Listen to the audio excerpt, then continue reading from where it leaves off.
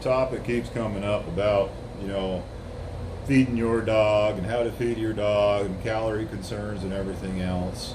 So, on the trail. And I'm gladly going to go over how Pup and I do it. But remember, every single dog, regardless of the breed and what other people tell you, they're individuals. You have to learn what your canine as an individual needs and requires, not what people tell you. So you have to do homework and you have to do real research. You know, some foods will give your dogs a lot of gas. That'll make them very depressed because dogs do not pass gas like people. It's quite painful and cause seizures. We've been through all that. So move forward. We'll get right on topic. So how I deal with Pup. Food depression is a big thing with dogs. They just get depressed and they don't eat because sometimes they do big miles, they're overtired, and they're just too tired to eat. It's a fact. Too much protein is just like humans. It's going to trigger them that they're full and they're not hungry versus carbs. If you've ever been hiking your day, hiking your normal life, you know that a carbohydrate, you know, you eat a candy bar, within 20 minutes you're hungry again. But if you eat a steak, you're not hungry for 8 hours. So that's the same thing with dogs that I've found with my dog, not every dog. What we do is we do a lot of meat because she does go through trail depression with food. So she doesn't want regular dog food. And so we do a lot of burgers. We do a lot of, I minimize the bread as much as I can because that causes gas with her. I can do a little bit mixed in. I try to avoid cheese, but I do a little bit of cheese.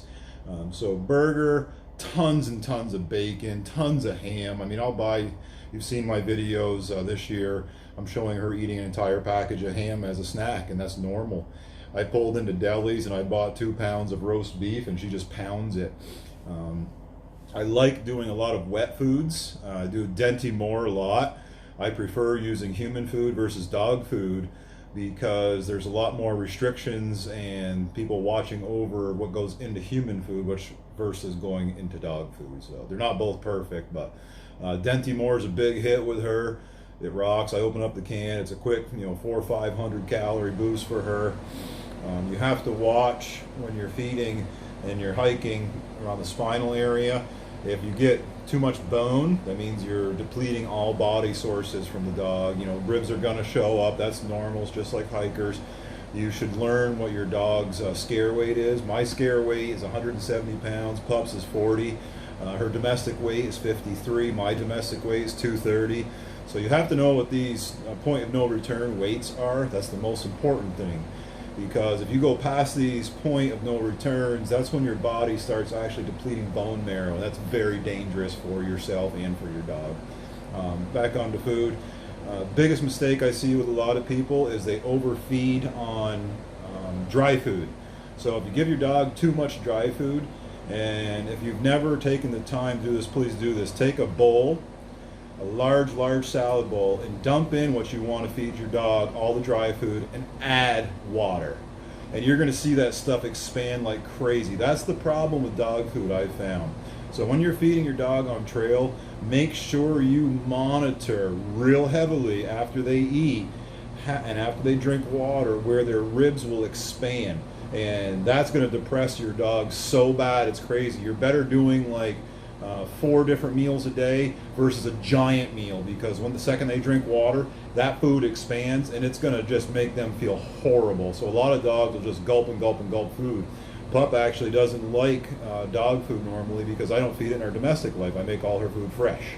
So we try to do a little bit of dog food, and if you've ever been on trail, you know that there's garbage dog food on a trail. You got to have a mail drop. You need to have a big shopping center, grocery store, or Walmart to actually get a decent selection of dog food. So that's a big challenge. So that's why we stick to mostly meats. I do a lot of beef and cheeses.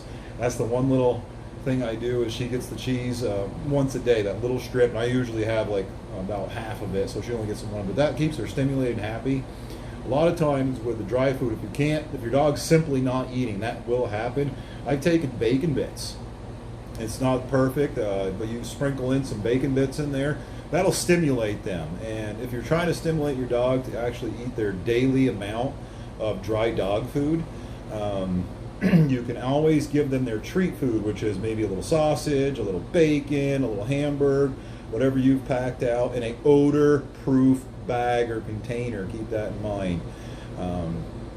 You don't want odor. So always feed your dog directly in their food bowl. Don't feed them from your hand, because mentally they're going to be stimulated. They have to go to their food bowl for food. And after they're stimulated with their treat, they're going to continue going to that food bowl. So if you feed them from your hand, they're going to be mentally wanting to go to your hand for food. If you feed them directly in their food bowl, case closed, they're going to be constantly always going to their food bowl for food. Keep that in mind on trail. It's a big, big, big thing. But when you're in towns, you're going to be narrowing, you're going to be zeroing. You know, you stop in town and splurge your dog, just like you're going to pig out.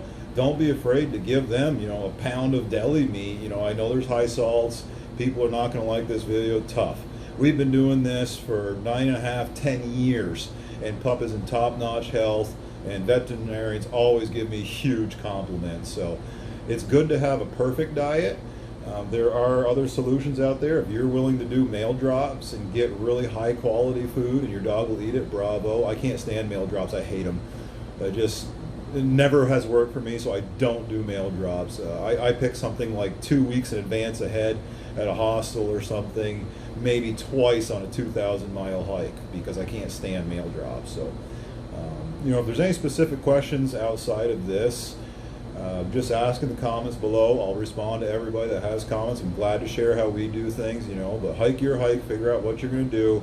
And of course, the biggest thing, leash your dog. Be a very good adult, responsible pet owner, and no matter where you are, unless you're on your own private land or your friend's private land, leash your dog. Retractable leads are the best for backpacking dogs. It is wonderful. And if your dog is getting wrapped around trees and you're having issues with that, I'm going to do a video soon about that, how to conquer that. But if the dog is doing that, it's not the dog's fault.